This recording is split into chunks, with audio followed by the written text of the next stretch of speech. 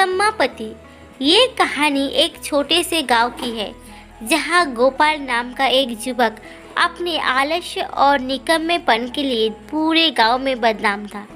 गोपाल की पत्नी राधा गांव में अपनी मेहनत और बुद्धिमानी के लिए जानी जाती थी। वो हर दिन सूरज की पहली किरण के साथ उठती, खेतों में काम करती और फिर घर लौटकर परिवार की देखभाल में जुट जाती। दूसरी ओर गोपाल दिन भर घूमता, सोता या दोस्तों के साथ खेल कूद में अपनी समय बिताता। गांव के लोग गोपाल को अक्सर चिढ़ाते और उसे निकम्मा गोपाल कहकर बुलाते थे। राधा को अपने पति से बहुत प्यार था, लेकिन कभी कभी उसकी बेपरवाह आदतों पर उसे गुस्सा भी आता था। उसने सोचा कि शायद गोपाल को सही दिशा में प्रेरित किया जाए तो वो भी अपनी जिम्मेदारी को समझने लगेगा। एक दिन राधा ने गोपाल से गंभीरता से बात करने की फैसला किया। उसने कहा, गोपाल, तुम्हारा इस तरह बेकार बैठे रहना तो हमारे परिवार के लिए अच्छा है और ना ही तुम्हारे लिए। क्या तुम्हें नहीं लगता कि तुम्हें कुछ करना चाहिए? तुम्हारी मेहनत से हमारी ज़िंदगी बेहतर हो सकती है। गोपाल ने हंसते हुए कहा, मेरे काम करने से क्या फ़ायदा?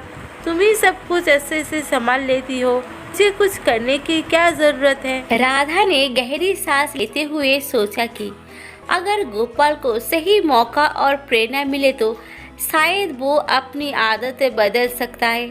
उसने एक योजना बनाई। अगले दिन गांव में एक बड़ा मेला लगा था। राधा ने तय किया कि वो गोपाल को उस मेले में ले जाएगी ताकि वो गांव के अन्य लोगों की मेहनत और सफलता को देख सके। मेले में पहुंचते अर्जुन ने देखा कि गांव के लोग अपनी मेहनत कैसे तरक्की कर रहे हैं। किसी ने अपनी दुकान खोली थी तो कोई खेती बाड़ी से सफल हो रहा था। हर कोई अपने अपने काम में लगा था और खूब तरक्की कर रहा था। गोपाल ने देखा कि उसके जैसे लोग जो पहले कुछ नहीं करता था, अब वो मेहनत करके अपनी जिंदगी को संवार रहे हैं। मेले से वापस लौटते समय गोपाल ने मन में कुछ बदलने लगा। उसने देखा कि उसकी पत्नी राधा कितनी मेहनत करती है और उसे इस बात की एहसास हुआ कि उसे भी कुछ न कुछ करना चाहिए। अगले दिन गोपाल ने छोटे छोटे कामों में हाथ बटाना शुरू किया। पहले तो राधा को ये देखकर आश्चर्य हुआ, लेकिन धीरे धीरे उसने देखा कि गोपाल में एक नया जोश और लगन आ रहा है। उसने खुद से सब्जियां उगाने का फैसला किया और वो गांव के बुजुर्गों से खेती के गुर सीखने लगा। समय बीतता गया और गोपाल अब गांव के सबसे मेहनती किसानों में से एक बन गया था।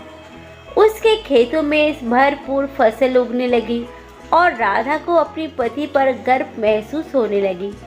गांव के लोग जो कभी गोपाल को निकम्मा कहकर बुलाते थे, अब उसकी तारीफ करने लगी। एक दिन गांव में एक समारोह का आयोजन हुआ, जिसमें गोपाल को सर्वश्रेष्ठ किसान का पुरस्कार दिया गया। राधा के आंखों में खुशी के आंसू थे। उसने गोपाल से कहा, देखो गोपाल, तुम्हारी मेहनत ने तुम्हें इस मुकाम पर पहुंचाया है।